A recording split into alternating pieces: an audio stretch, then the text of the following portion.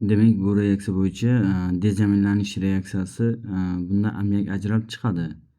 Fermentativ oksidlanish natijasida ketokislotalar hosil bo'ladi degan. Xo'p, bu yerda demak radikal o'zgarmagan holatda saqlanadi. Radikal S qo'shbog' bilan bog'langan kislorod. Xo'p, keyin mana bu ammiak bu vodorodni o'ziga biriktirib oladi.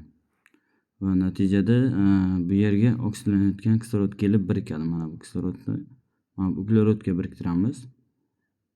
Hosil bo'layotgan mahsulotda karboksil guruhida hech qanday o'zgarish bo'lmaydi. Plus ammiak hosil bo'ladi.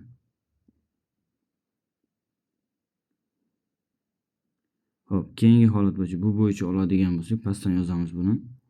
Bu bo'yicha oladigan bo'lsak, hosil bo'lgan mahsulot dekarboksidlanish reaksiyasiga kirishadi. Bunda xo'p, bunday holatda mana bu qismidan, ya'ni mana bu qismidan karbonat angidrid bo'lib chiqib ketadi.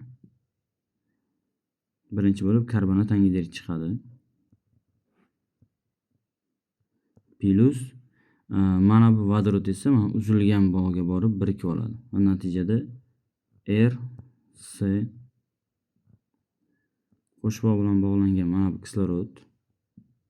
Mana bu kislorod shu yerligicha turadi joyida. Va mana bu vodorod borib shuni joyiga birikadi. Va natijada mana bu vodorod kelib bu yerga biriktiradigan bo'lsak, aldegid hosil bo'ladi. Bu dezamillanish reaksiyasida ketokislotalardan karboksidlanish, ya'ni karbonat angidridning chiqish reaksiyasi.